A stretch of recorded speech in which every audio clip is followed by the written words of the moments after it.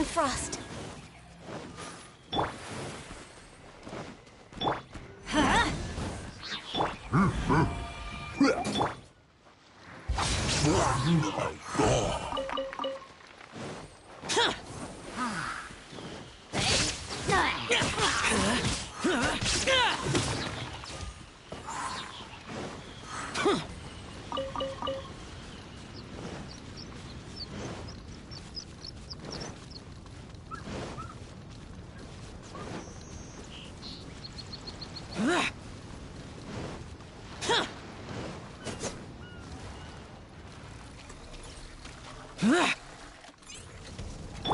No touching! I'm going in! Now you shall perish!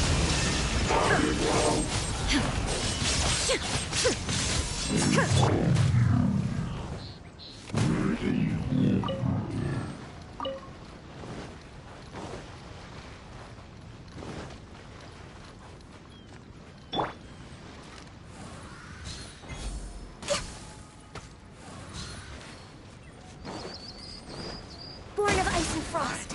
We're way behind. Useless. Absurd. Shine down.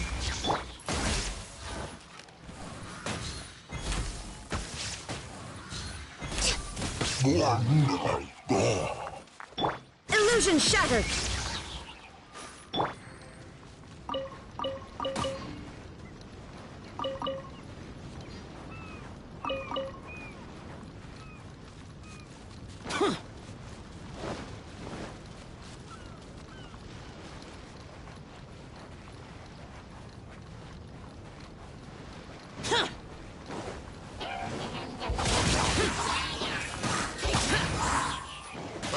There is no escape!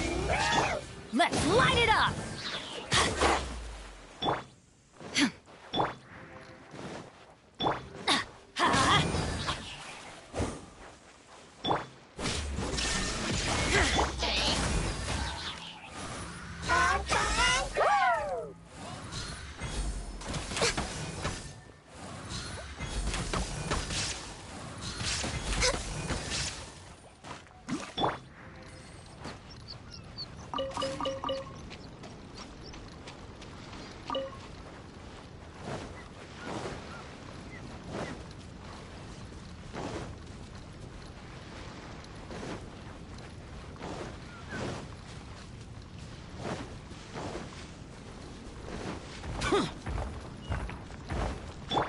Everybody stand back! Shine down! This is long overdue. Access... Evil conquering! Here!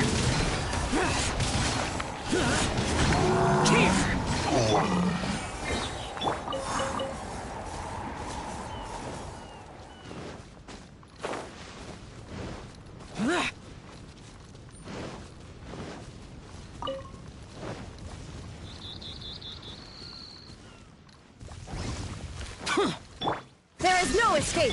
No touching!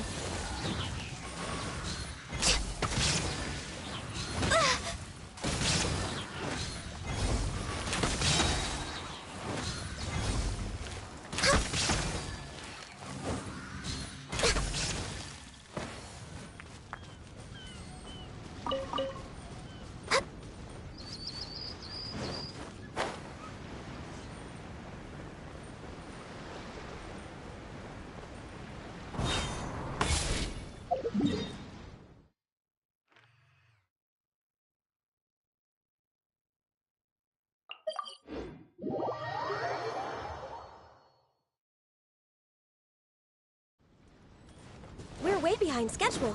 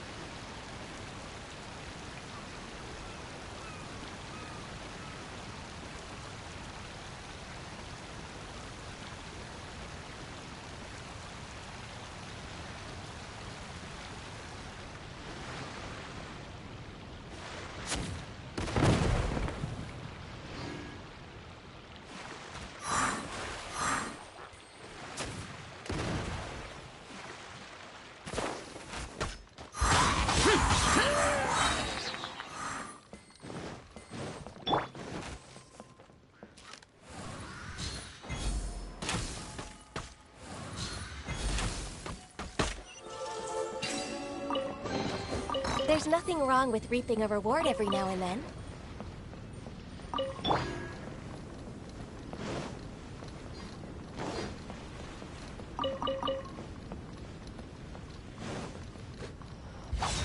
Boring!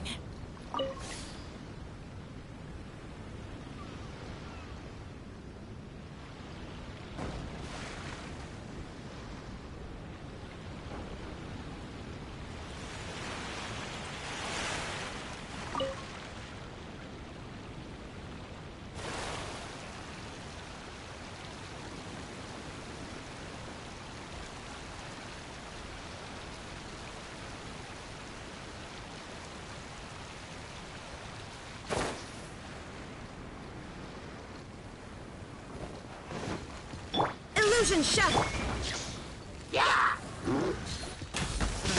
Born of ice and frost.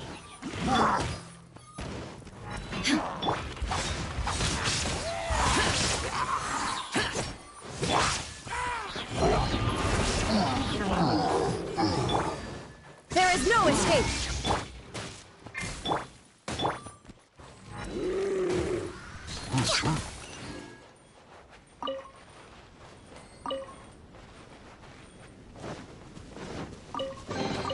There's nothing wrong with reaping a reward every now and then.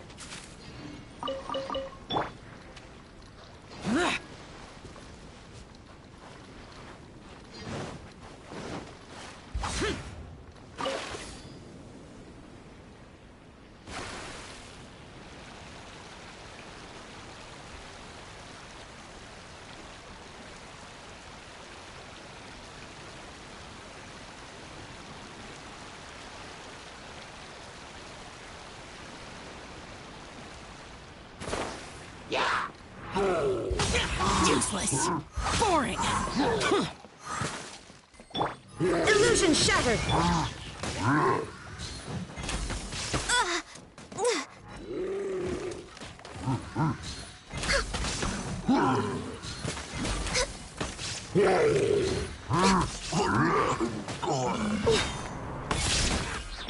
Shine down! Useless!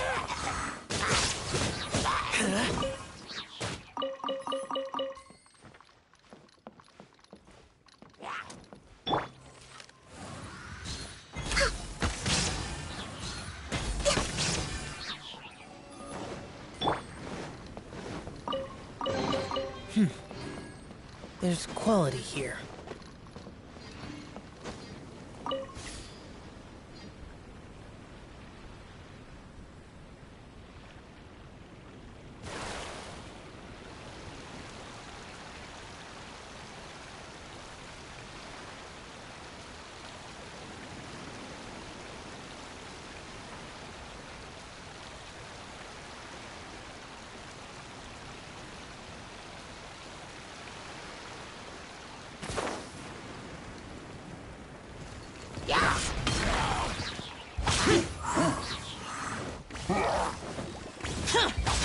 Useless! Illusion shattered!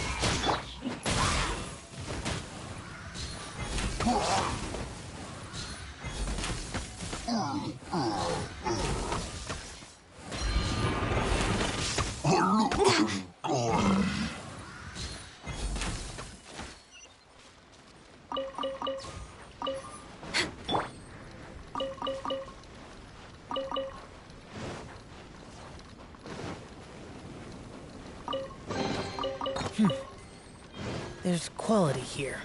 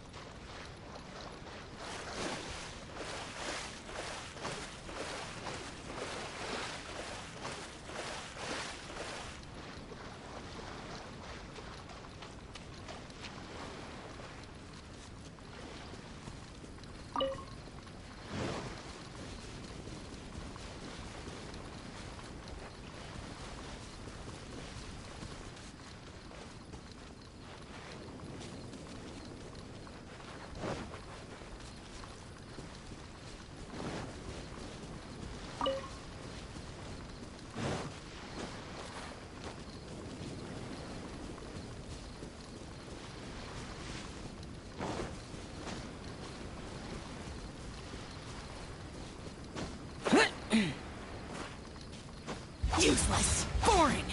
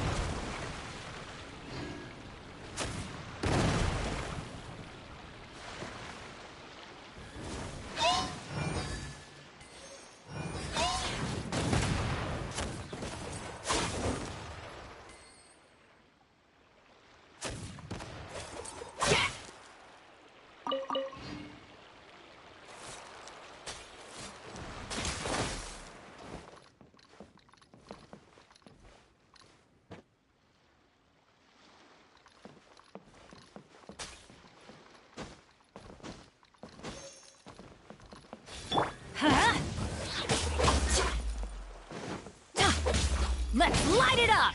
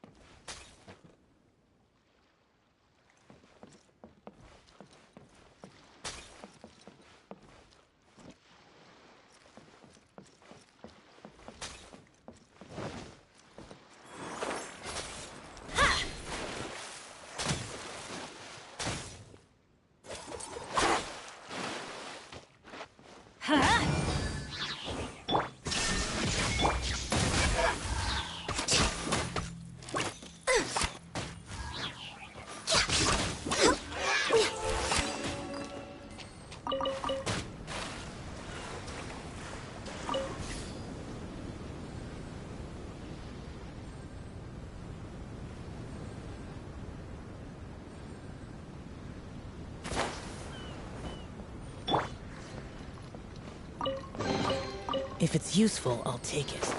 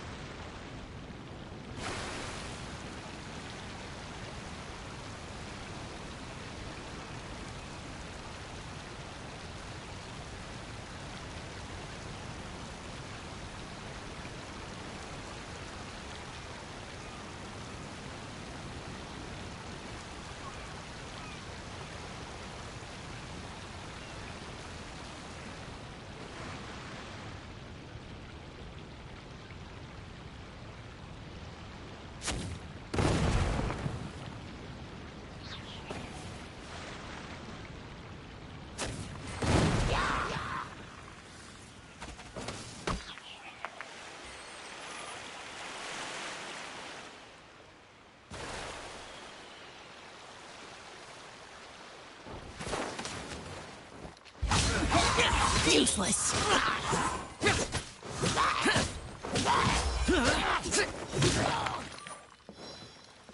There is no escape.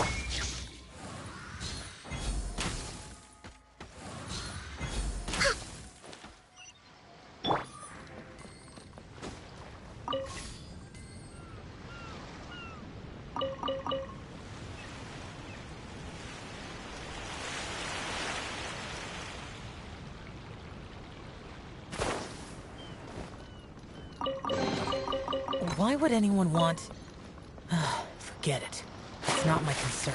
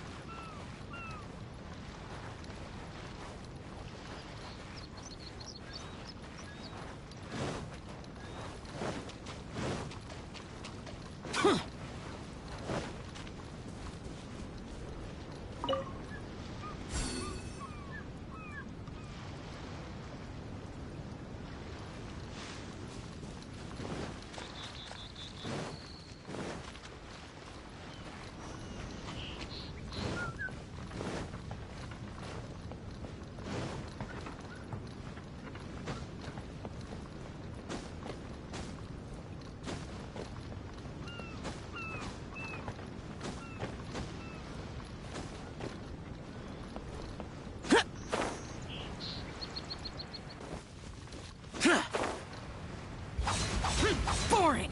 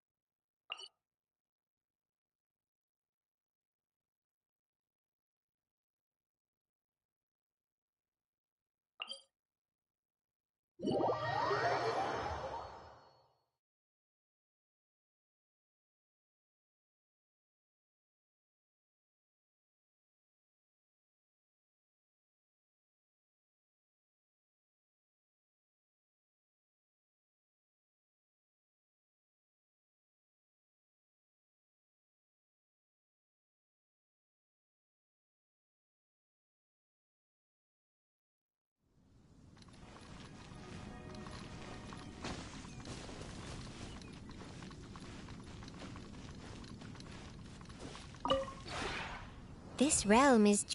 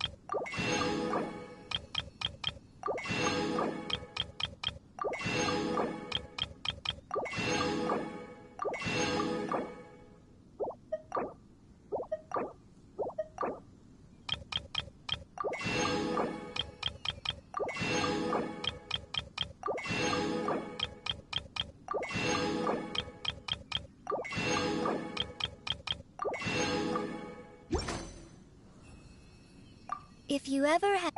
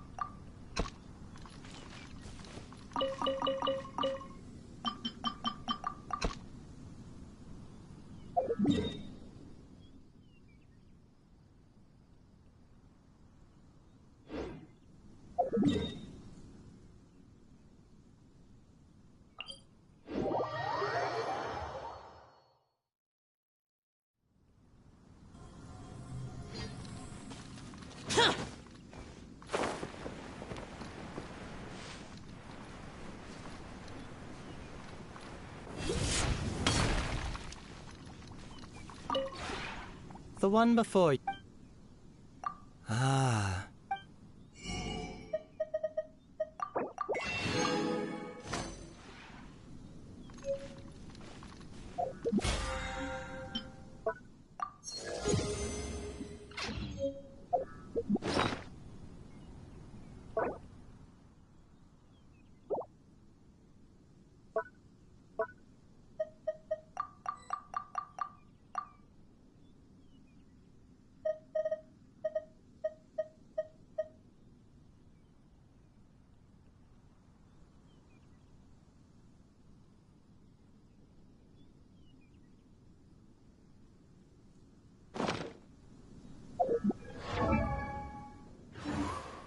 My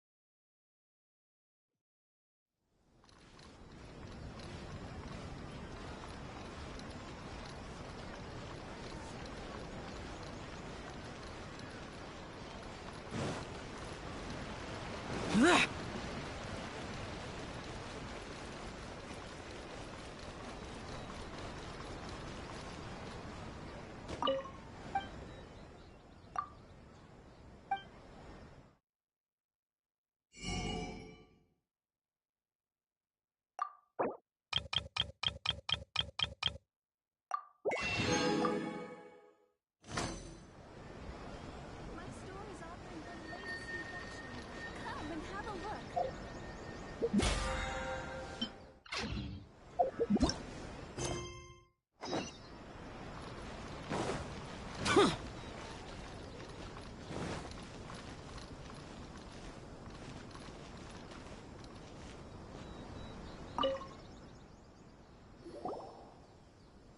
So, have you gone through the case files?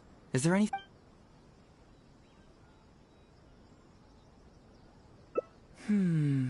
That case should be easy enough. Just leave it to Uesugi. This complaint letter I received is more important. I was hoping I wouldn't have to drag you into this, but it's just occurred to me that with your help, I might be able to wrap up this problem. Alright then, tell us about the complaint letter. It's from Sango, the president of Bantan Sango Detective Agency. I assume you've met her before? You can say that. Sango's complaint letter accuses me of abusing my power for personal gain and blatantly concealing the truth behind the Ryuji case from years ago. Seriously, do I really seem like the type of person who'd do that? Concealing the truth? That definitely sounds like something you would do. Hey, don't judge a book by its cover, alright? Let's just go to the detective agency and talk to Sango. We'll need to speak with her to get to the bottom of this.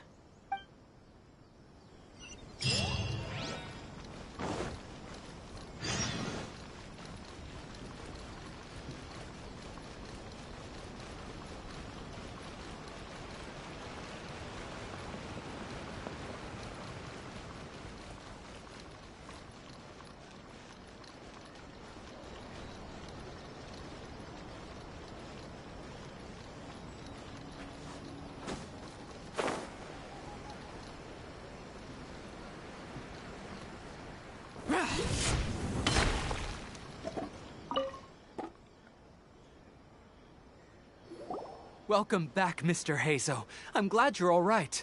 How about some tonkatsu? You must have missed the taste of home after so long. Maybe next time, Ryuji. Seems like somebody's been expecting me. And I'm afraid they're only going to be disappointed once again.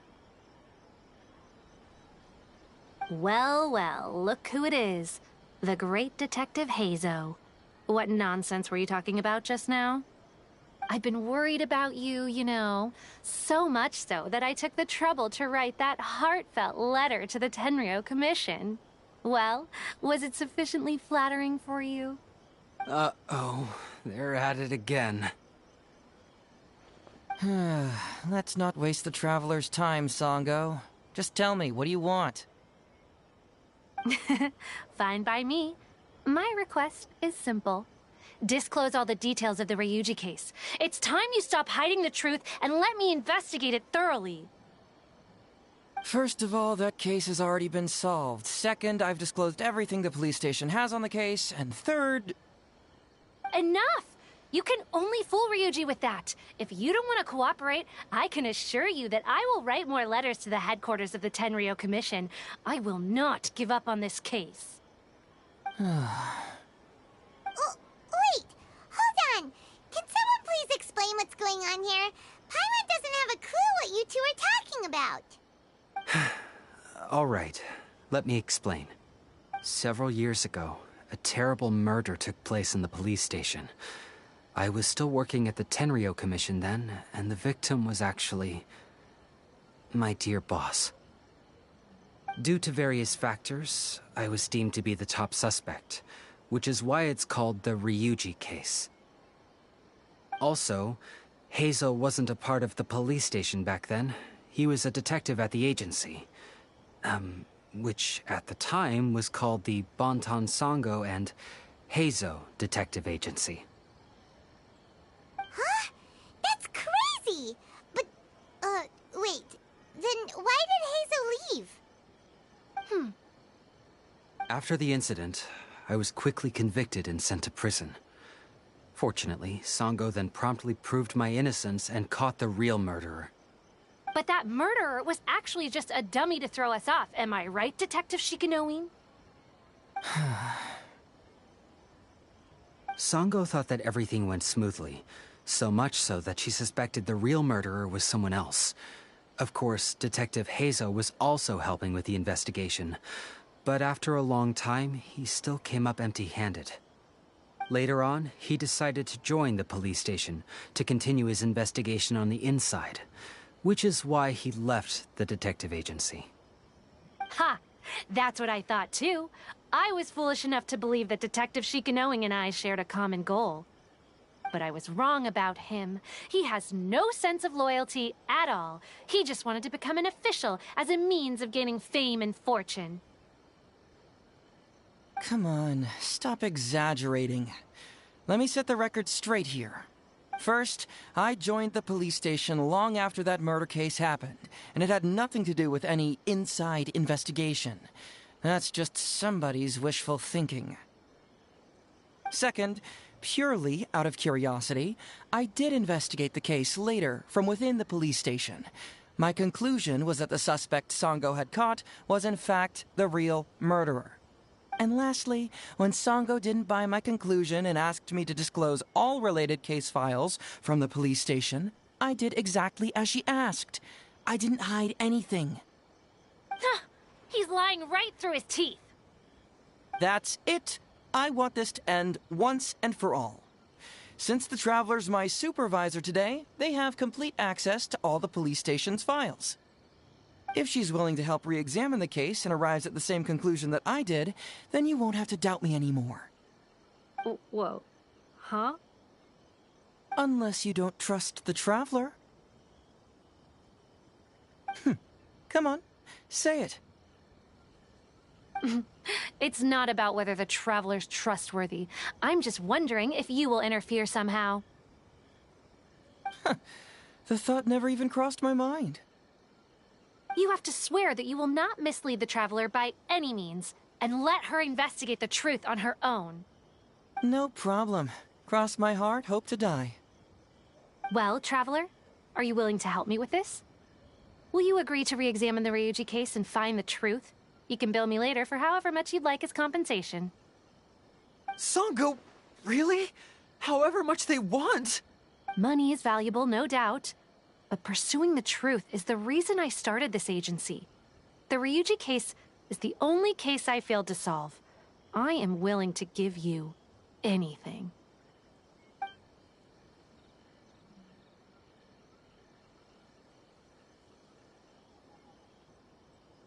All right. I'm counting on you, Traveler. You hear that, Detective Shikanoin? Ha! Now we just need to wait and see.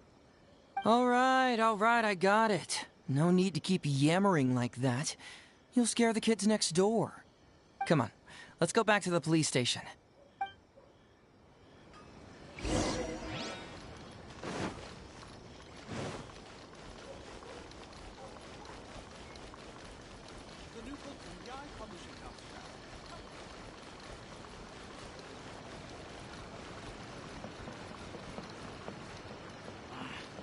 report this to my superiors?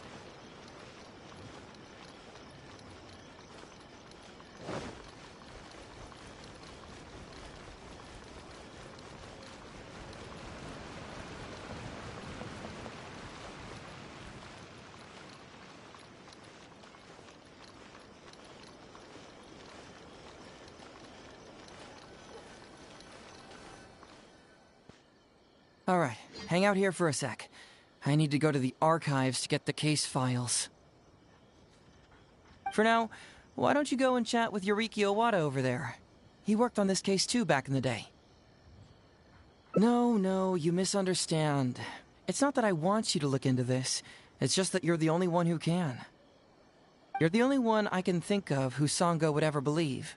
She trusts in both your qualities and abilities, so I hope your findings can finally convince her and put an end to this whole thing.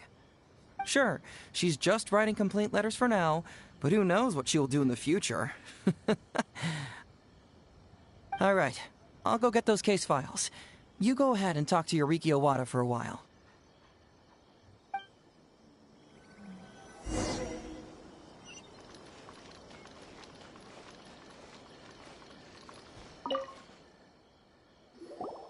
Oh, hello there. The Ryuji case. Oh, so you want to reinvestigate that one? That was several years ago now, but I still remember it clearly. It's pretty hard to forget something like that. Especially when the victim was the head of this police station. His name was Takatsukasa Isamu, the younger brother of Takatsukasa Susumu, head of the Takatsukasa clan. He was really one of a kind. Decisive, brave, and smart. He was much younger than me, and already had quite a reputation. I'm sure he would have gone far in the Tenryou Commission, if only he was still alive. What a shame. Who would have guessed someone was plotting against him? People will believe anything they hear. Everyone in the police station knew that Ryuji saw Takatsukasa Isamu like a father. Ryuji was an orphan, you know. Before he joined the station, he had been taking odd jobs here and there. It was Isamu who really took him under his wing. Ryuji was simple and not particularly bright, but he was very loyal to those who treated him well. He's also hard-working. Isamu must have seen these qualities in him and decided to keep Ryuji by his side. Ryuji worked with him for years after that, and was even promoted to be his personal assistant. Do you really think Ryuji would do anything to harm him? So, then why was Ryuji convicted? Even Paimon can tell that's a mistake. Well, here comes the interesting part of the case. Within a week, and before all the loose ends had even been tied up, Ryuji received his conviction. Moreover, it was signed by Madame Kujo Sara. What? Why would Sara do something like that? I'm getting older now, and my eyesight is poor. I can't see too clearly anymore. Hey, come on, Yoriki Owada, there's nothing to see. It's obvious that the Kujo clan did it. You can't just go around saying things like that, Wisuki. Those were just hearsay. There was no evidence. That's not true. Traveler, you may be unaware that the Takatsukasa clan has always been assisting the Kujo clan in the Tenryou Commission. But who doesn't want to be the boss, right? And Takatsukasa Isamu was the key figure for the Takatsukasa clan to bring down the Kujo clan. At that time, no one was held in higher regard than Isamu. So, naturally, the Kujo clan saw him as a potential threat. Kujo Takayuki must have been planning it all along, that rascal. Takayuki is able to control the Takatsukasa clan as long as he's in power. But by the time he retires, Isamu would have been at the apex of his political power, while Masahito and Kamaji of the Kujo clan would still have been too young. The two of them wouldn't stand a chance against Isamu. You think Kujo Takayuki would simply sit back while Isamu gained traction? So he decided to strike first. You youngsters and your conspiracy theories. No, it's true. It's the only way to explain it. Otherwise, why would an impartial person like Madame Kujo-Sara sign Ryuji's conviction so quickly? They had to find a scapegoat to pacify the Takatsukasa clan, so Kujo Takayuki must have told her to sign it immediately. I'm not accusing Madame Kujo-Sara of anything, mind you. I respect her very much. But maybe she had no other choice. What do you know? I'm sure Madame Kujo-Sara must have had her own reasons. The guy was a forensic expert who worked in the station named Shiroyama. I have to admit, he wasn't easy to track down. That Sango really is something, though. She caught him without even breaking a sweat. It turned out that after poisoning Isamu, Shiroyama secretly took the poison to Ryuji's place in order to frame him. Later on, the poison was also found in the forensic office, but that was already after Shiroyama's death. He confessed everything in a testament. That's right. He hung himself in the forensic office not long after Sango was on his trail. Probably because he knew it was only a matter of time before he would be caught. Of course, he didn't admit whether he had been prompted by Kujo Takayuki. He took the responsibility alone. I bet Kujo Takayuki promised him a sizable compensation. After all, Shiroyama had a family to feed. There you go again, pulling conclusions out of thin air. There wasn't any evidence of that at all. Listen, I can almost guarantee that it was the Takatsukasa clan who invited Sango to investigate. We all knew that Ryuji was just a scapegoat. You think the Takatsukasa clan wouldn't figure that out? So, they were suspicious of the Kujo clan and invited Sango to take the case. However, the Kujo clan were still a step ahead and were able to remove themselves from the situation before the whole thing blew up. They drove Shiroyama to take all the blame as well as his own life. A perfectly clean cut for the Kujo clan. With Shiroyama dead, there was no one left to testify. Even the Electro Archon herself wouldn't be able to do anything. You make up stuff faster than a politician. It's a wonder nobody's asked you to be an advisor yet. Hey, that's their loss.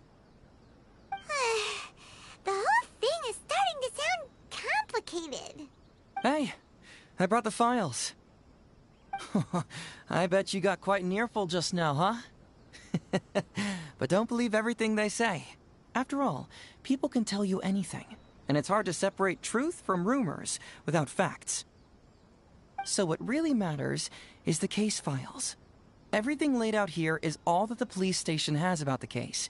Please, take a look. Remember, you may find many clues during an investigation, but not all of them are useful.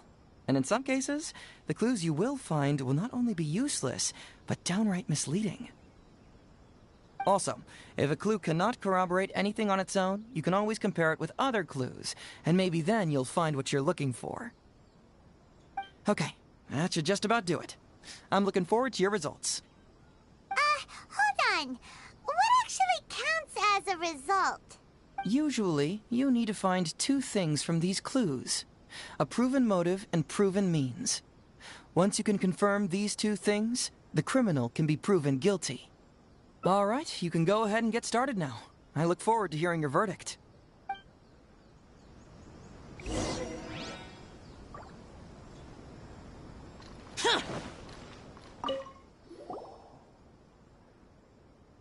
So, what did you find? Have you come to a conclusion?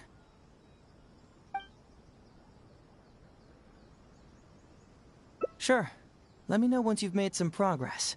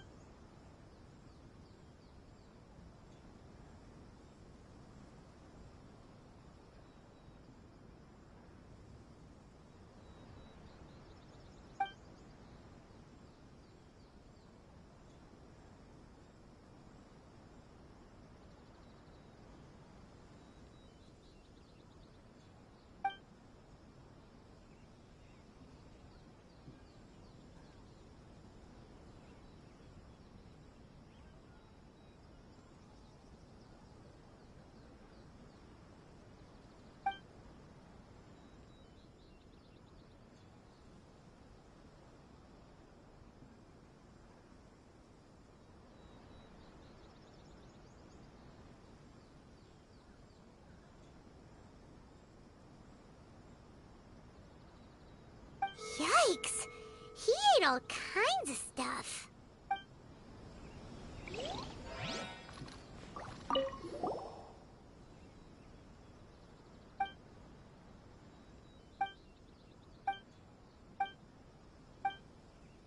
Yikes!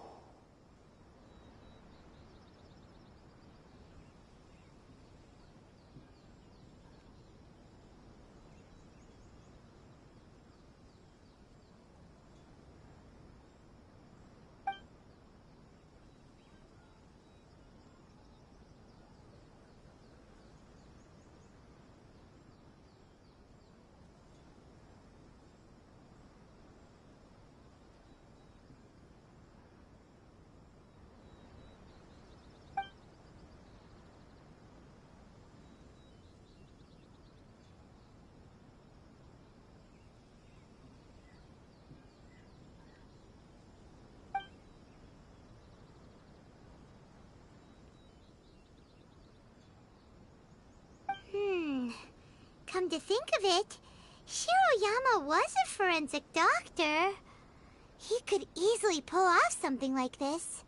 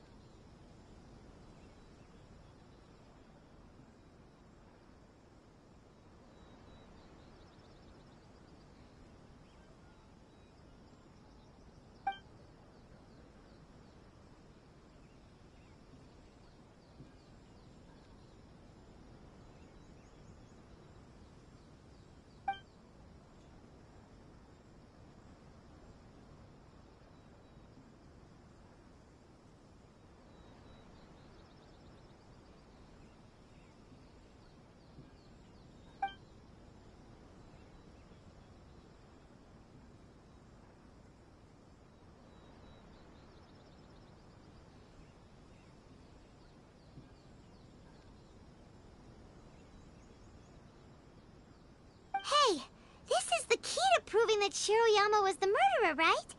That is, if he was telling the truth, of course.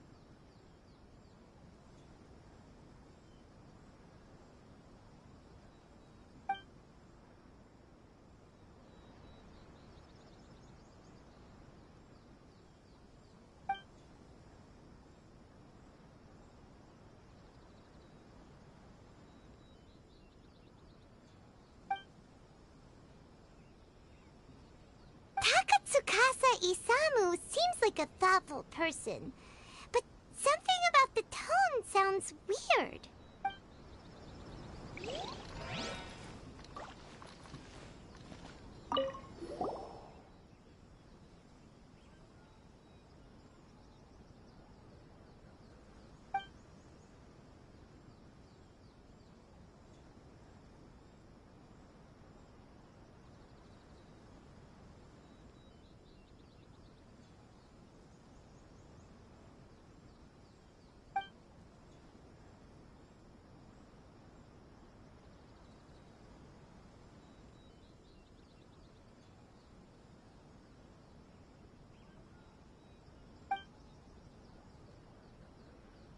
Wow, Ryuji's conviction really was signed by Kujo-Sara.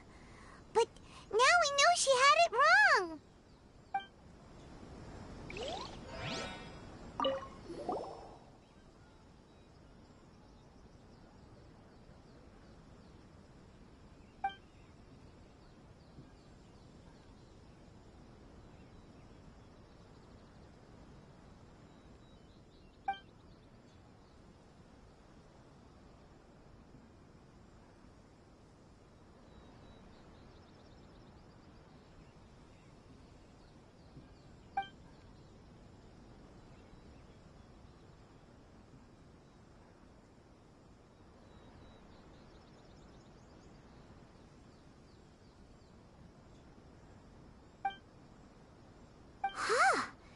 Shiroyama's conviction was also signed by Kujo-Sara, just like Ryuji's.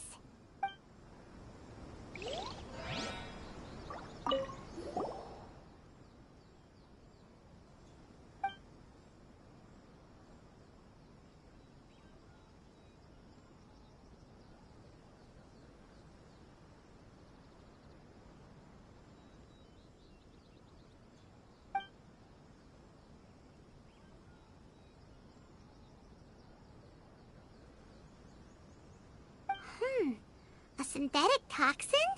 What's that?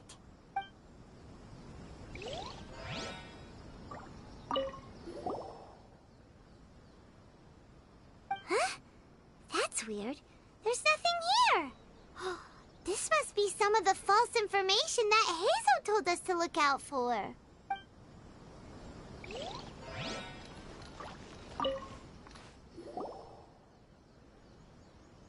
So, what did you find? Have you come to a conclusion?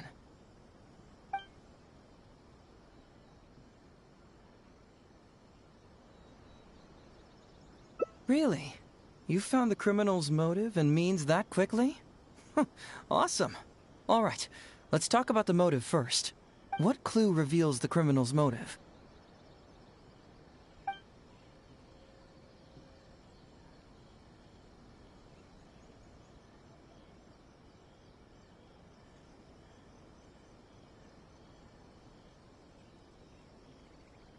Although Shiroyama's testament contains the confession of his motive, Ryuji's testimony cannot prove it.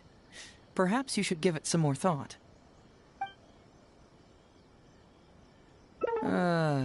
Just Shiroyama's testimony? We need evidence to... Although the conviction states...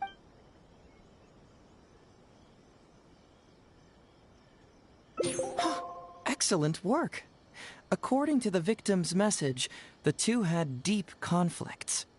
Although we cannot confirm whether the poison had been requested by the victim or not, it is true that Isamu used Shiroyama's family to blackmail him. Such circumstances could be enough motive for Shiroyama to commit the crime. But wasn't Takatsukasa Isamu good to Shiroyama? He even went to Shiroyama's house to bring health supplements. But maybe he didn't really bring health supplements. Maybe it was something bad. Is that what you think, Paimon? Well, we later found out that what Takatsukasa Isamu sent to Shiroyama's house was indeed health supplements.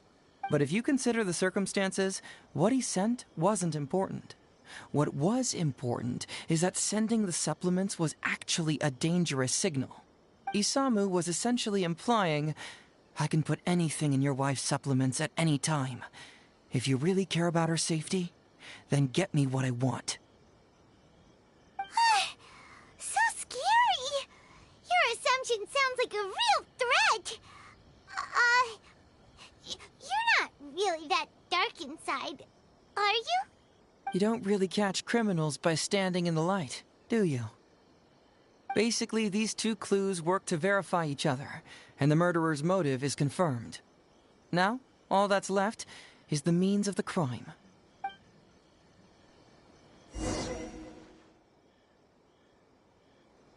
Next, which clue confirms the criminal's means? So, what did you find?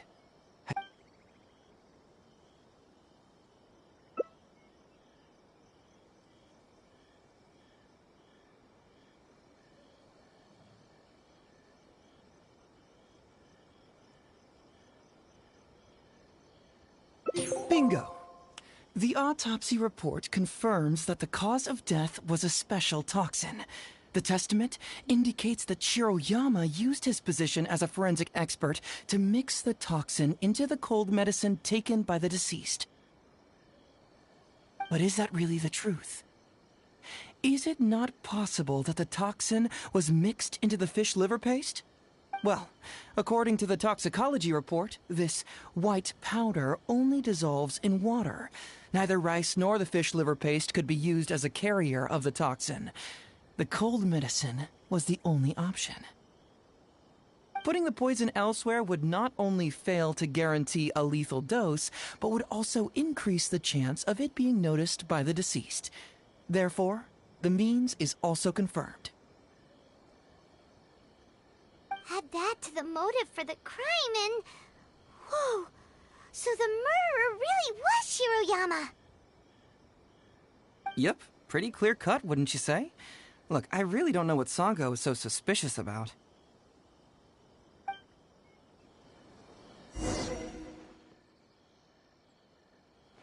Yeah, it's pretty clear cut. Huh. You could say it's almost too clear cut. Oh? Well, let's hear them. Maybe I have answers. What's bugging you?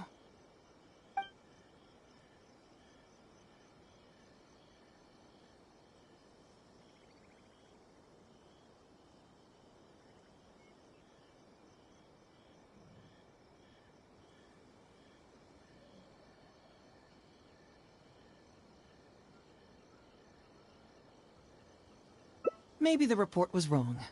The International Trade Association is a gathering place for merchants from all over. Countless merchants pass through the port of Rito every day.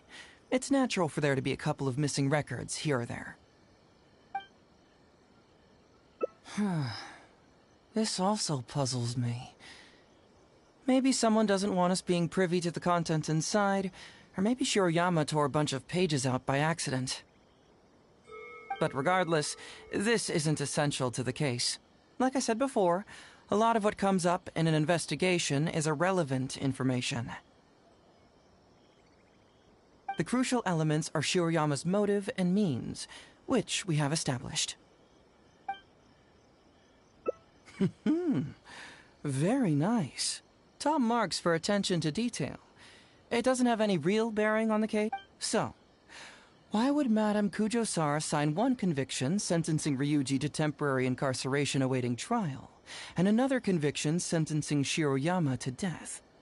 You may have heard some rumors back at the station that when this case first came up, the Kujo clan higher-ups were in dire need of a scapegoat to keep the Takatsukasa clan off their backs. And poor Ryuji became the successful candidate. In less than a week, the conviction was drafted, sent to Madame Kujo-Sara, and signed. Allegedly, she knew what it was about as soon as she saw it, and signed it with no questions asked. But anyone who buys this story clearly doesn't know that much about Madame Kujo-Sara. She's the most principled person in the entire Tenryou Commission, for goodness sake. So, how would she respond to a case filled with unanswered questions and no confession from the suspect? Oh, you mean... Exactly. Before she signed it, she changed Ryuji's conviction from the death sentence to temporary incarceration. Ryuji escaped a disastrous fate without ever realizing it. Had Madame Kujo-Sara not changed his sentence, Sango would have been seeking justice for a dead man. Why was Sara so lenient with Ryuji? That's the wrong question. This wasn't about Ryuji, but Madame Kujo-Sara's principles. The conviction could have been for a Ryuji, a Guji, heck, even a Tanuki, and she would have made the same decision. Given the enormous pressure she was under at the time, I'd say she did the most she could. Don't you think? Pressure? Really? Was someone higher up putting pressure on Sara? The pressure came from all sides. The deceased was the leader of the police station and the rising star of the Takatsukasa clan. All eyes were on this case. How this became reduced to the unimaginative rumor that Madame Kujo-Sara convicted Ryuji under pressure from her superiors, I have no idea. Ugh. Rumors here, conspiracy theories there. Lies at every turn. Fortunately, Madame Kujo-Sara works in an open and transparent manner, and pays no heed to rumors like this. She just rolls her eyes and forgets all about them. Just because she has never publicly clarified the truth doesn't mean she was hiding anything. So when I asked her about it, saying it was relevant to a case I was working on, she just told me how it was. Believe me, in this case, more than any other, I have checked every last detail. Well, I've answered all your lingering questions, and you've checked all the material the police station has, so... What do you think? Case closed? Paimon still feels like something doesn't add up. But then again, Hazel did give us all the files the police station had. Ugh. I don't follow. Enlighten me.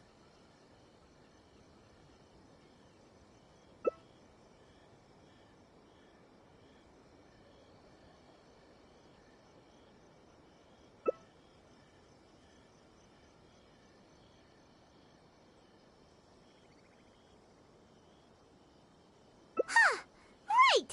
Why do you keep emphasizing police station every single time?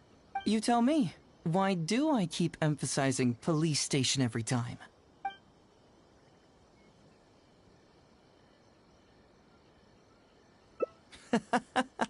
So we're finally here, huh? I was starting to think our investigation was about to end a little early. That would have been a real shame. Man alive, you finally saw through my little game. You're absolutely right. There is other information that the police station doesn't have. Reason being? It's my own evidence. And this evidence should help answer a couple of your questions more clearly. Why was the research log from the Office of Forensic Science blank? And where did the white powder come from? Aha! Paimon knew you were keeping secrets! Don't you have secrets too? No? Nope. Definitely not. Let's talk somewhere else. This isn't the best place for this discussion.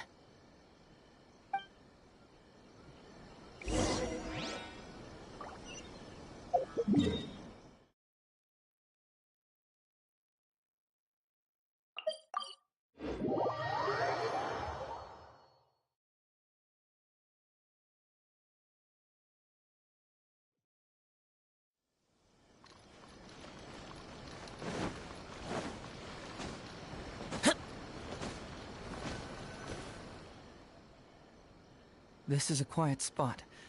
Let's talk here. All right. Here's the secret I've been keeping all along.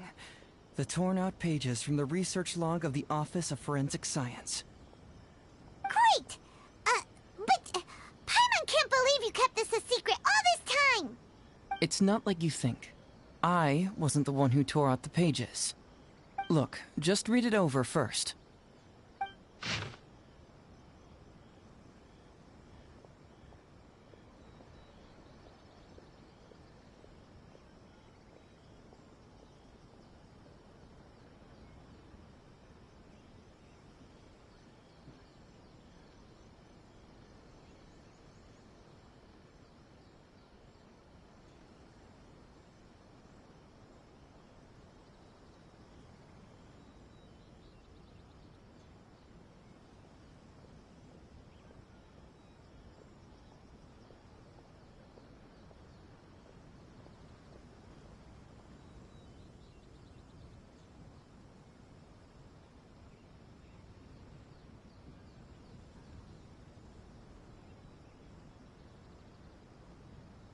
Finished? Do you see now? The method used by the perpetrator to commit his crime wasn't by putting the white powder in the cold medicine.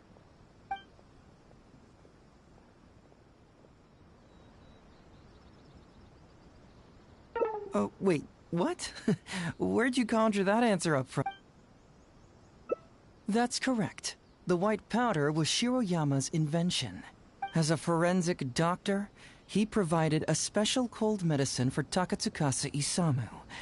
The autopsy report showed that this medicine contained a high volume of acidic fruit and vegetable extracts.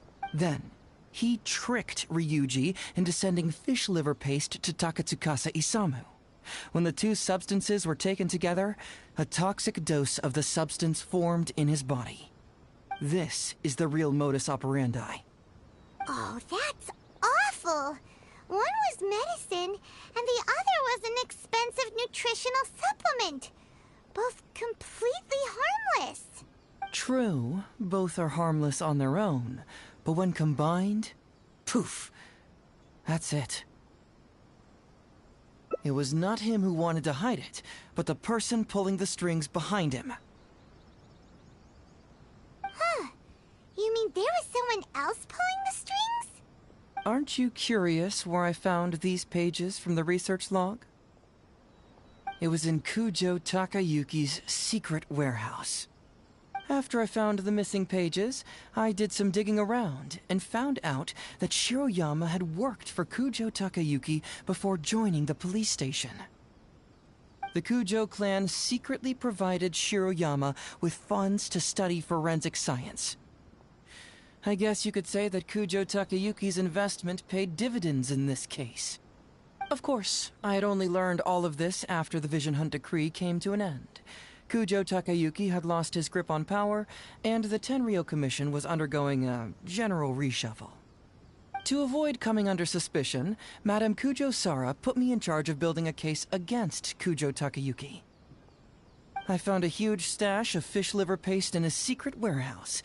Nothing hugely incriminating about that, of course, but I still took the trouble to open each and every package until finally, I had to concede that this really was just a huge stash of fish liver paste. But then, underneath the floor tiles, where the fish liver paste was stacked, I found a secret compartment with this torn-off research report lying inside. So it was him who wanted to frame Ryuji all along. What a nasty piece of work. Let's review the whole case from the top. First, Takatsukasa Isamu, for whatever reason, noticed Shiroyama's talent as a forensic doctor and asked him to develop a special poison on his behalf. But Shiroyama was already working for the Kujo clan, so he refused. Takatsukasa Isamu wasn't about to take no for an answer, and that's where things took a dark turn. He twisted Shiroyama's arm by making a veiled threat to harm his family. All Shiroyama could do was to secretly report everything to Kujo Takayuki. When Takayuki learned what was happening, he instructed Shiroyama to pretend to cooperate with Takatsukasa Isamu, then kill the latter with the white powder once it was fully developed. Meanwhile, Ryuji's only role in this case was to deliver the fish liver paste to Takatsukasa Isamu on Shiroyama's orders, completely unaware of the fact that he was being used as a pawn and that this was a key ingredient needed to create the poison. After the incident, Kujo Takayuki hoped to make Ryuji the fall guy, until the death sentence was stalled when it reached Madame Kujo Sara. In the meantime, Sango had begun her own investigation. Kujo Takayuki grew nervous that the truth would get out, so he threw Shiroyama to the wolves, hounding him to death and erasing all traces of contact between the two. And yet, he wanted to keep this secret formula, so he hid it. Greedy guy, that Takayuki. He must have wanted to have it on hand just in case he needed to employ it again in the future, and make someone else disappear. This Kujo Takayuki is an evil lunatic. We've got to report this to A. Whatever his current punishment is, it needs to be 10 times worse. That would be practically impossible. One research log found in his warehouse doesn't prove anything. Even I can think of 100 excuses. Besides, Ryuji directly contributed to Takatsukasa Isamu's death by delivering the fish liver paste to him. The fact that he was unaware of the true nature of the situation doesn't matter. But he's still innocent, right? Isn't it just a coincidence? Paimon really doesn't get how the law works. Legally speaking, the judge would most likely rule that it was accidental. But in practice, Ryuji may still have to end up shouldering some responsibility. So basically, you've been hiding the truth all this time to protect Ryuji. Mental trauma doesn't heal as easily as physical wounds. My biggest worry is that Ryuji would struggle to cope if he knew the truth.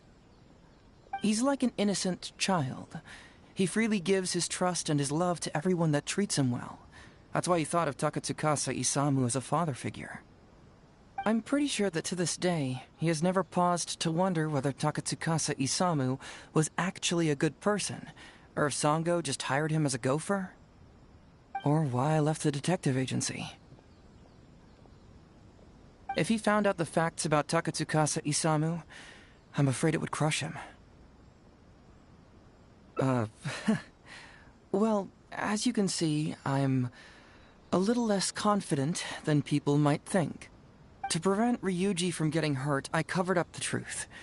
But by doing so, have I held him back? Did I do the right thing? I couldn't turn to anyone for help, and everyone around me thinks I'm so smart that I should just be able to handle every case on my own. Even if I tried to discuss it with them, they'd just say, "Don't be ridiculous, Mr. Heizo, no problem's too difficult for you." But you're different. Unlike them, you don't have that kind of prejudice towards me. You've traveled far and wide and have had all kinds of experiences. It must have taught you a lot. Most importantly, my intuition tells me that you're someone special, that I can trust you and that you can help me. So, I'd like you to be the one to decide whether we should expose the truth or not. Oh, you don't need to tell me what you decide, and you certainly don't need to decide right now. Let's just say I'm leaving this teensy-tiny matter up to you. All right, let's head back to the detective agency. You can mull it over on the way. Once you've made up your mind, just tell Ryuji and Sango your verdict.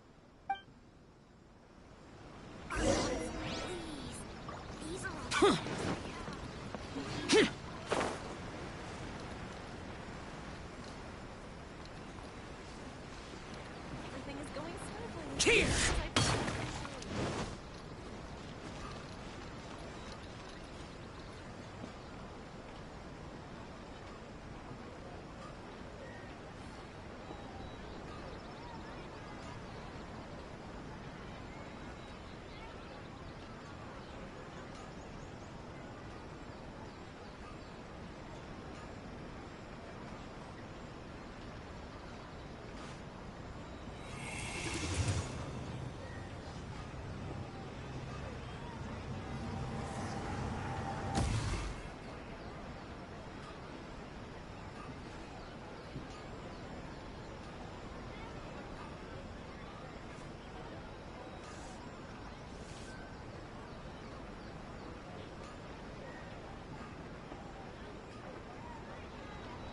Reduced to just standing around.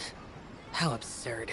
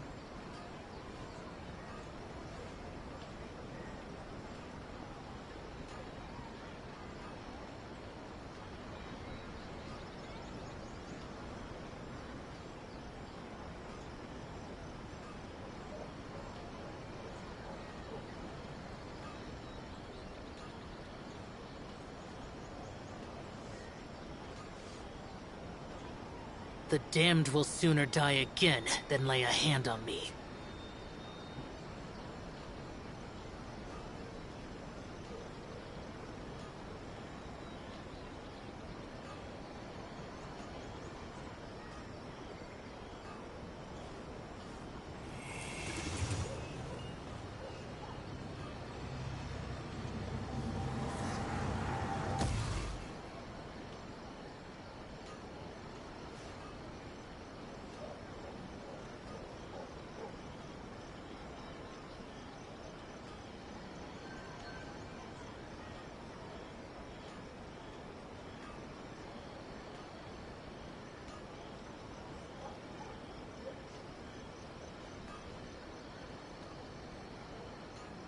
Reduced to just standing around. How absurd.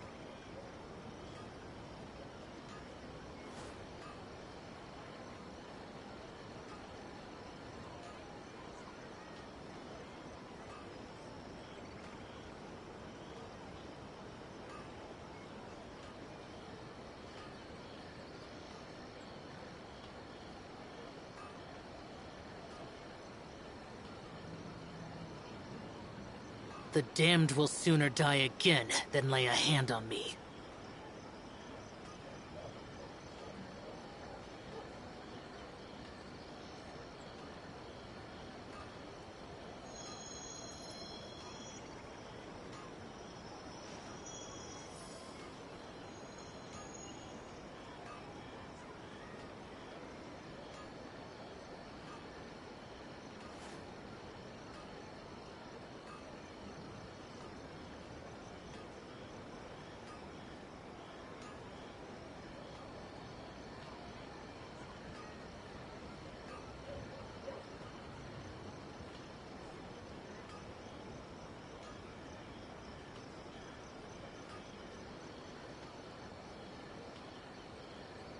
Reduced to just standing around. How absurd. Hey, Traveler. Hey, Detective Hazo. You're back already, huh? I bet you're tired. Well, I just bought some tonkatsu. Care to join me? There's... We'd love to. But wouldn't you like to hear the results of our investigation first? No matter what you were able to find, it's all in the past and won't ever change. So I think we'd better chow down first. Besides, if Sango's not happy with the results, we might not have anything to eat later. Come on, Ryuji, pipe down. Let's hear the Traveler's conclusion first. Okay then. Over to you, Hazel and Traveler. Don't worry, just tell us your findings. Everyone trusts you, as do I.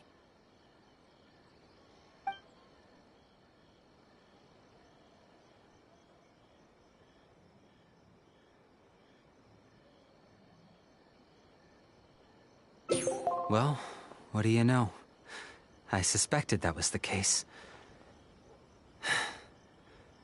Please rest in peace, Master Takatsukasa. No! Impossible!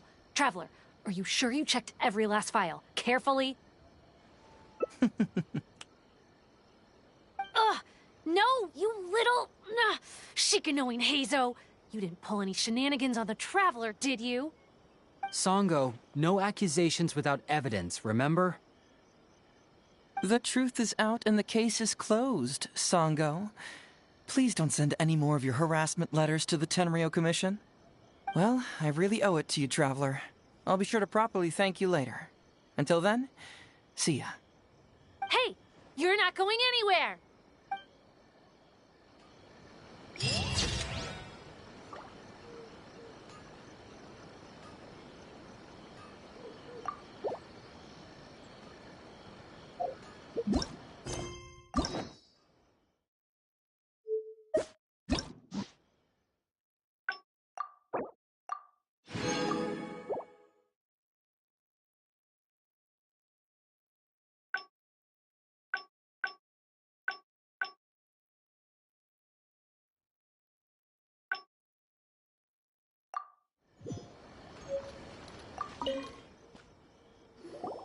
Hey, Traveler. Hey, Detective. You're back already, huh? I bet you're tired. Well, We'd love to. But no matter what you were able to find, it's all in the past and won't ever change. So I think we'd better chow down first. Besides, if Sango's not happy with the results, we might not— Come on, Ryuji, pipe down. Let's hear the Traveler's conclusion first. okay then. Don't worry. Just tell us your findings. Everyone trusts you. As do I.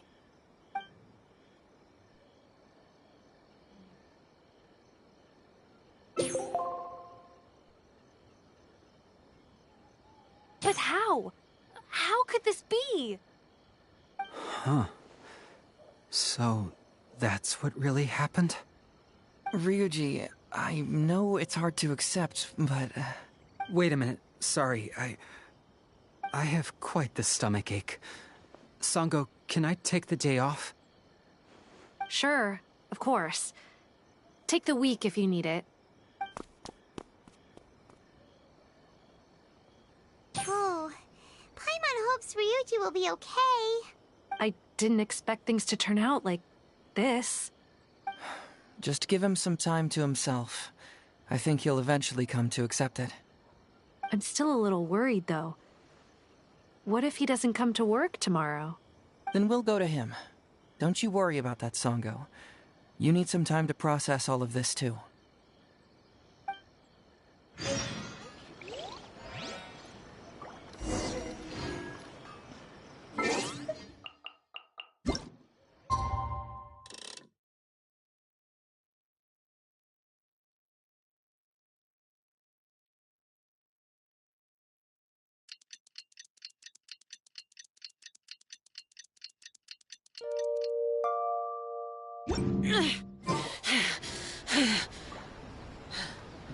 Those memories.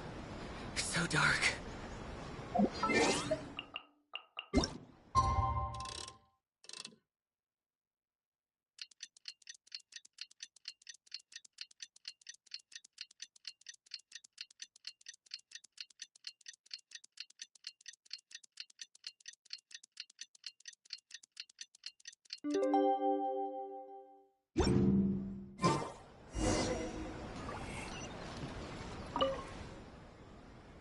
Ah, you're here. Don't worry.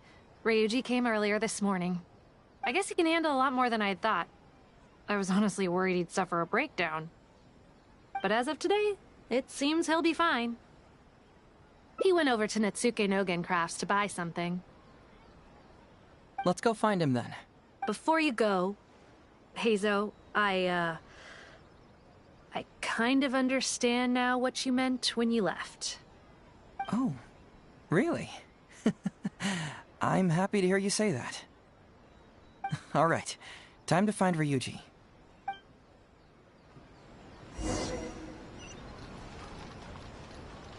Look!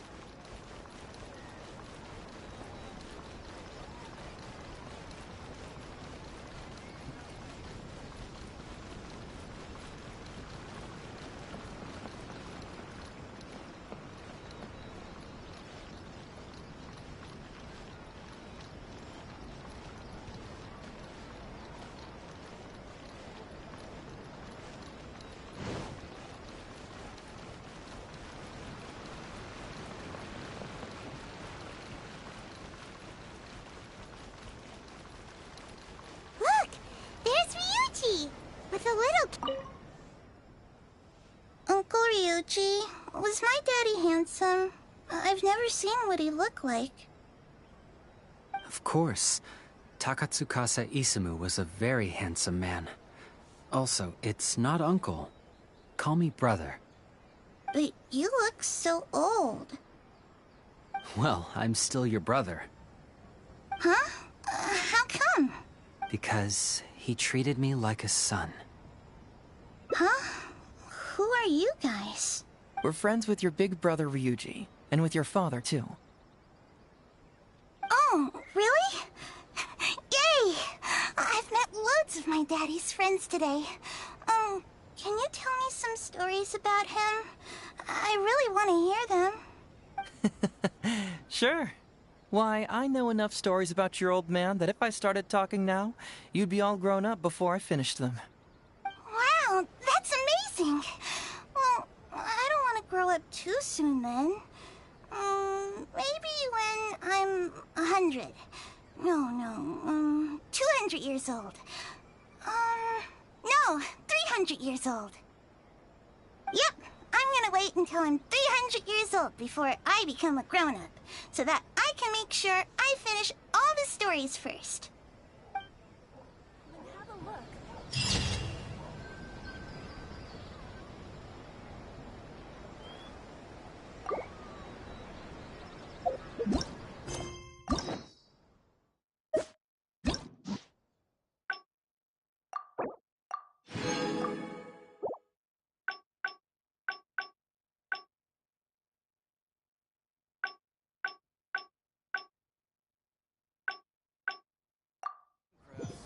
Can make things into sculptures as well.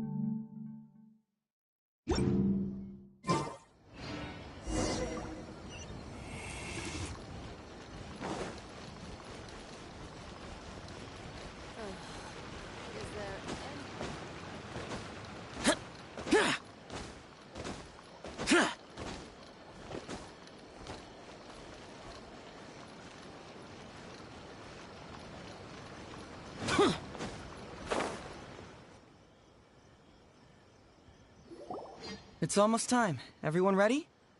All right. Then let's get this show started. Oh, I can't wait, Mr. Heizo. Let's get going, Heizo. Emperor Oni Kabuto, hang in there, Your Highness. I'm coming for you.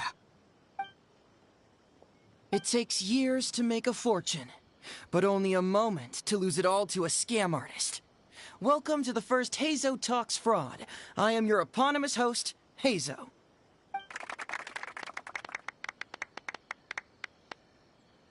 Okay, I'm delighted to have you all here today to explore the topic of fraud. To help everyone avoid becoming the victim of scam artists themselves, we thought we'd invite several VIPs with a lot of experience in this area to perform a little play with an anti-fraud message. Please join me in welcoming to the stage Miss Etsu, Mr. Iba, and the venerable gentleman, Mr. Arataki Ito. Without further ado, let the show begin.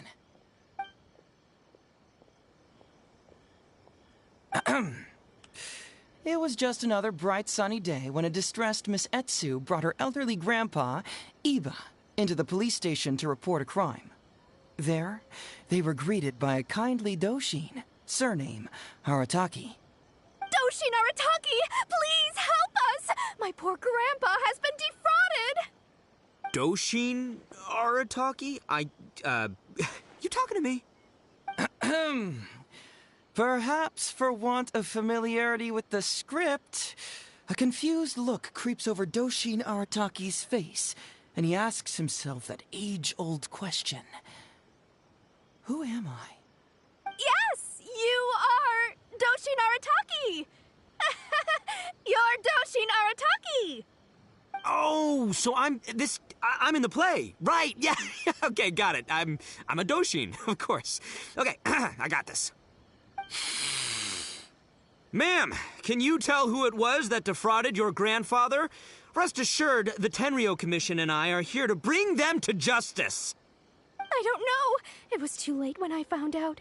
They took all of my grandpa's money, and all they left was this note. Doshin Arataki frowns as he realizes this is more complicated than he thought. He takes the note in his hand and reads it out loud. I am the Raiden Shogun. I am currently being held hostage by the Crux fleet and urgently need 200,000 mora to secure my release.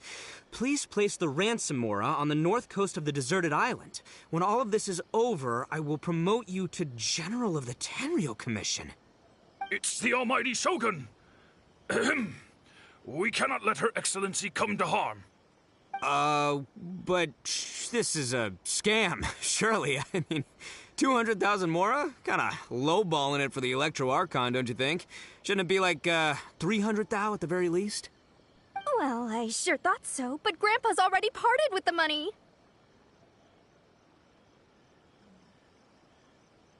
Well, then we gotta get it back. Is there still time? Before I could go out to look for it, Grandpa received another note. Doshin Arataki takes the note and reads it out loud. I am Miss Hina. I am currently raising funds to publish a photo book. I urgently need 300,000 mora for publishing fees. In return for your support, you will receive a limited edition signed photograph. It's Miss Hina. We can't leave poor Miss Hina in a tight spot. You're right, Gramps. Is 300,000 mora enough? I can spare some too if we need to make up the difference. Maybe I can get a photo of Miss Hina too. I mean, we gotta help Miss Hina out here. It's a scam, Doshin Arataki! Snap out of it! Oh, right, yeah. No, yeah, because if Miss Hina needed funds, she'd come to me first, you know, as her #1 fan. Why would she go asking this old geezer for help? These con artists don't know who they're up against. Well, anyway, not long after Grandpa handed over the money, he received yet another note. Doshin Arataki grabs the note and reads it aloud. I am Arataki Ito. I was recently framed for a crime I totally did not commit, and now I'm stuck here in prison. I am in urgent need of 500,000 mora as bail. In return for your help getting me out, I will bring the whole gang over to thank you personally at your house.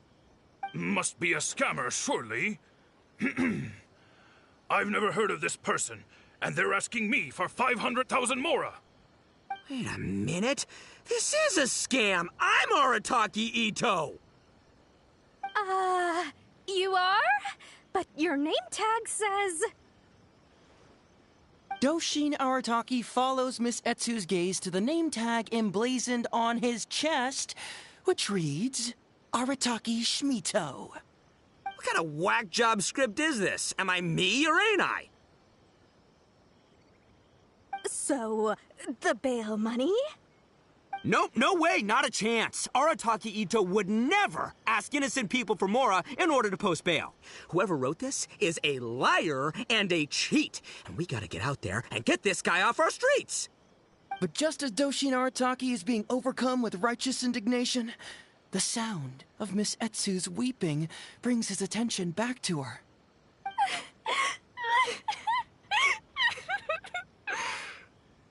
Miss Etsu, don't you worry. We're gonna catch the people who did this. Even if you do catch them, how are we ever going to get Grandpa's money back? Oh, whatever are we going to do about all those Onikabuto? Onikabuto? Wait, what was that about the, Onikabuto? Oh, well, Grandpa is a major Onikabuto breeder in our village. His are the biggest and strongest Onikabuto around. People come from far and wide to buy from him. We recently received an order that was too big for our current capacity. We were planning to expand Grandpa's facilities, but then we were swindled out of all of our money. Right after we'd signed the contract, too. If we don't deliver these Onikabuto on time, Grandpa will have to pay huge damages. Oh, what are we going to do? Man, what's that saying? It's like, it never rains, but it snowballs. Exactly what we're dealing with. Etsu, my dear, don't worry. I'll sell the house if I have to. We'll find a way through. But then where will we stay? Please help us, Doshin Artaki. All we need is the 500,000 mora that was taken from us. Can you help us raise it? Or maybe you could lend it to us? Grandpa's business is going very well. We just need help getting over this hurdle. Doshin Arataki, please. If you lend us the money, I'm sure I can make it up to you by... I won't hear of it. As a public servant, I would never dream of taking advantage of a person in need. I was going to say, by giving you part ownership of the Oni Kabuto farm. Oh, so that's what you were, yeah. It's not as enticing an offer as I was... wait, on Oni Kabuto farm, how many Oni Kabuto did you say you have? Because if it's more than, say, 10... 10,000. What? 10,000? Well, that's more Oni Kabuto than I've seen in my whole life. Please help us. As long as we get through this, those 10,000 Oni Kabuto are yours to keep. 10,000 Oni Kabuto? Hey, if I looked after them, they'd have little baby Oni Kabuto. And then the little baby Oni Kabuto would grow up and have little baby Oni Kabuto of their own. Doshin Arataki is struck by a sudden wave of pure elation. His face breaks into a big, beaming smile. But what does he do next? Miss Etsu, don't you worry. I'm gonna help you out. But 10,000 is too many. I can only accept 1,000. Wait, no, what am I saying? 500 Oni Kabuto. As a Doshin of the Tenryou Commission, it is my duty to serve. How could I abuse my position to take advantage of you? That's great news, Master Arataki. What a wonderful person you are. So strong and handsome and committed to doing the right thing. It's rare to find these days. Yep, that's me. All right, there's just one final question that needs answering. What question is that? The question is... Where's my Mora? Huh. Yo, Hazel, my hombre, question for you. What's my character's salary in the script? Oh, also, any inheritance or other lump sums I should know about? Basically, can I afford this 500,000 Mora? I mean, Schmito. I can afford it. Can Schmito? Ahem. Faced with a damsel in distress, Doshin Arataki fights to remain level-headed and asks that other age-old question. Where's my Mora? Suddenly, he feels a strange compulsion to slide his hand into his pocket where, it turns out, a bank check has been quietly nestled all along. He draws the check out and inspects it. Today is payday, and this is his salary. The amount? 500,000 Mora. Whoa, check it out! A check for 500,000 Mora! Where'd you come from, buddy? Miss Etsu, get this. Turns out I just got paid 500,000 Mora today. Well, here's your Mora. Thank you so much. Master Arataki, what's wrong? Doshin Arataki stretches out his hand. But wait! Just as he is about to hand over the check to Miss Etsu, he hesitates, tightly pinching one end of the check betwixt his two fingers. All he needs to do now is release the check, and it will fall into Miss Etsu's eager hands. But let go of the check he does not. Master Arataki, let go! Wait. Something's not right. Doshin Arataki is having second thoughts. Has something caught his attention? Has it aroused his suspicion? Has he finally realized the truth? So, this is an anti-fraud show, right? Huh? A spark of intuition bursts to life in Doshin Arataki's mind. Since this is an anti-fraud event, I have a question. Is he about to ask the most critical question of all? I gotta ask. This is it. Here it comes. Does a Doshin really get paid this much? 500,000 mora. Enough to get an Electro Archon out from a hostage situation, then go pay for Miss Hina's publishing costs. You telling me the average Doshin can do all that on one pay packet? I don't know, seems pretty fishy to me. Hey, compadre, what do you think? Am I being scammed here? Heizo! Ito's cheating! He asked for help!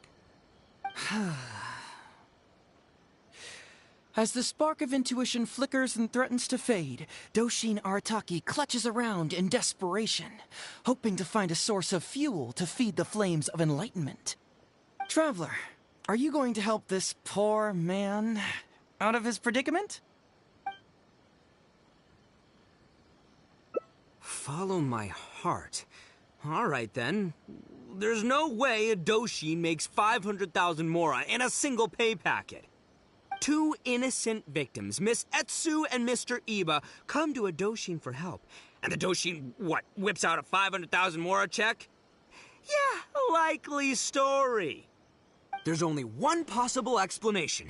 Who's got two horns and carries around a fake checkbook? Yep, this guy.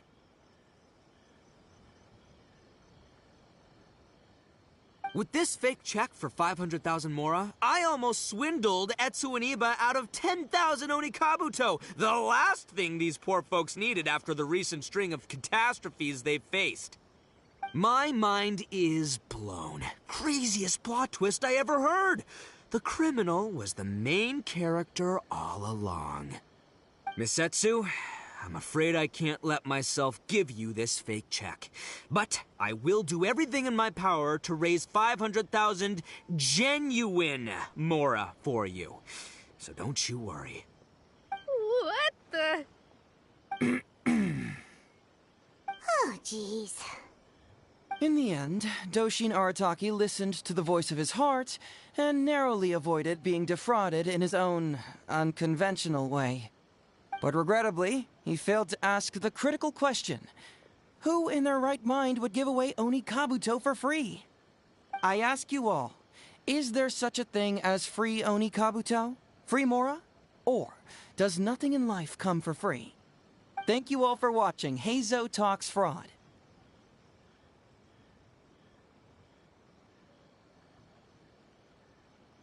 Don't get greedy and you won't be needy. Stay alert and you won't get hurt. You never know where scammers may lurk. See you all next time.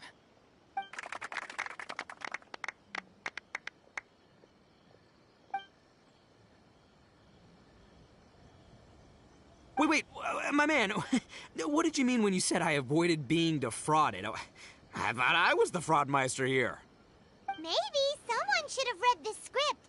Miss Etsu and Master Iba were the scam artists. Duh! You were the one they were trying to scam.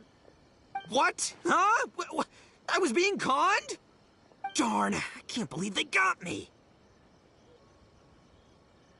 Well, you still managed to protect your money.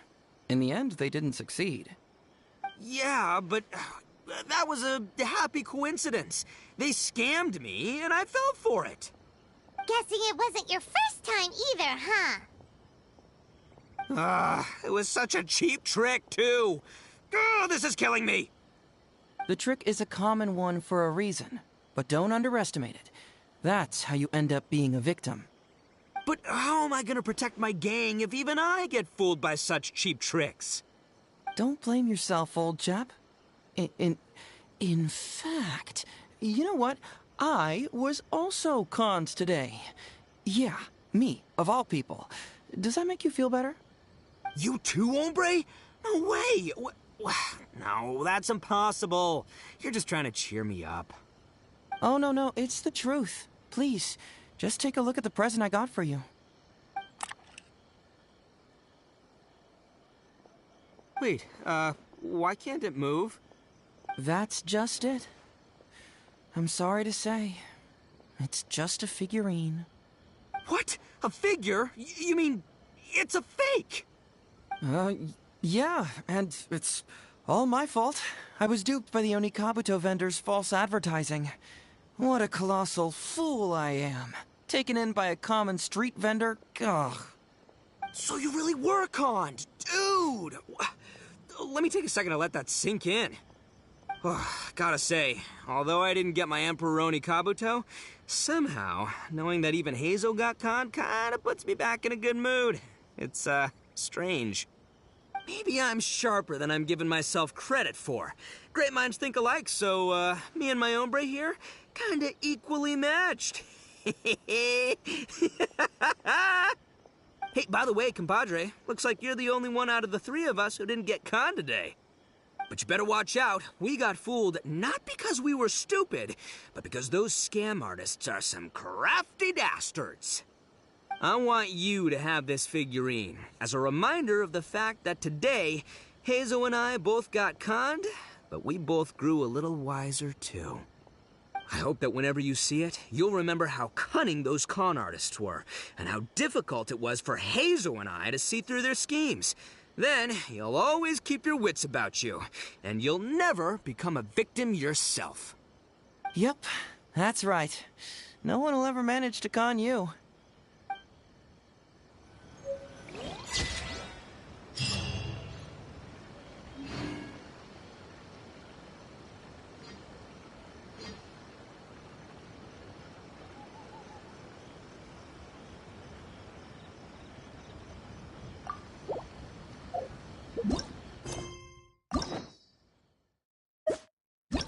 Damned will.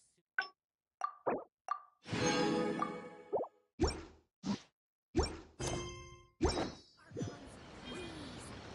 are all the snacks I have. Please let me go faster.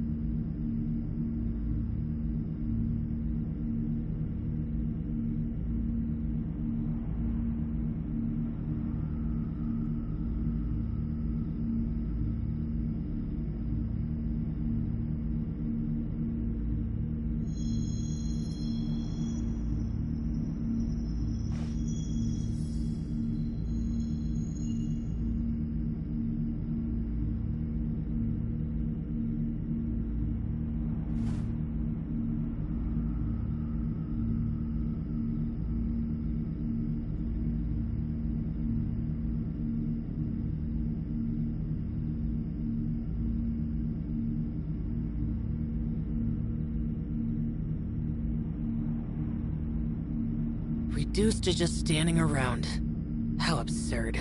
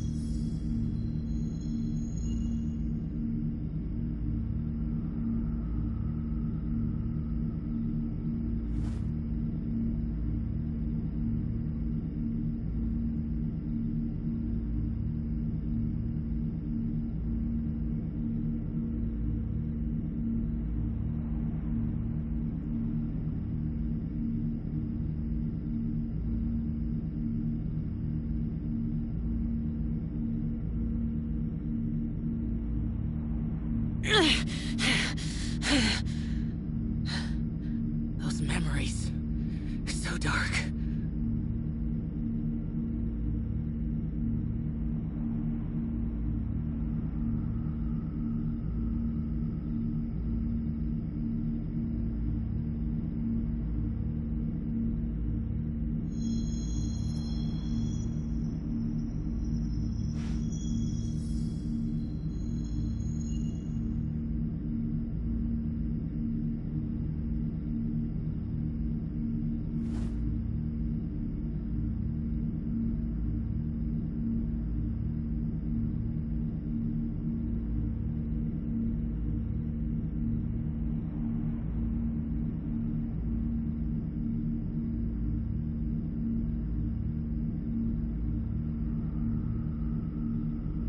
The damned will sooner die again than lay a hand on me.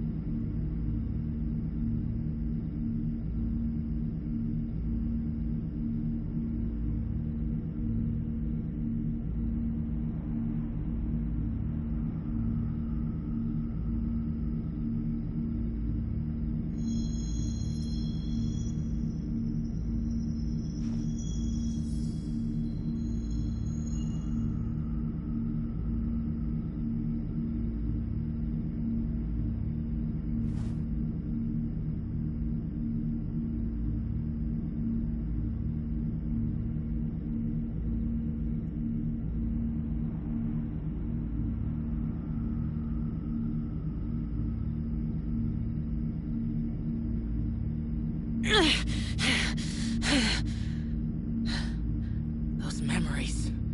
So dark.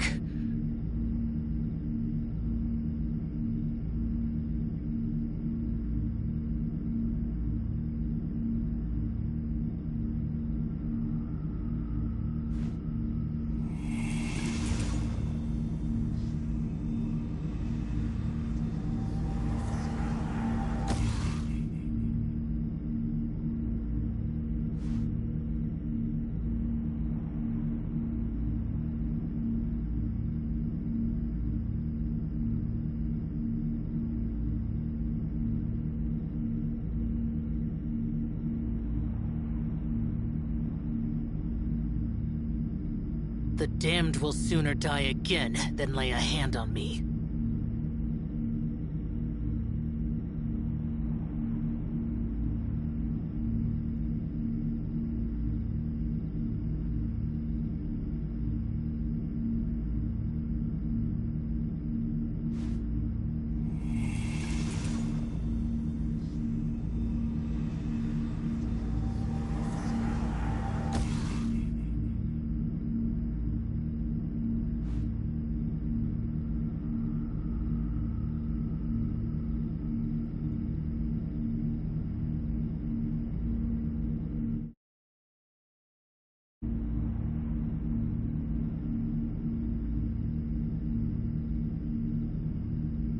reduced to just...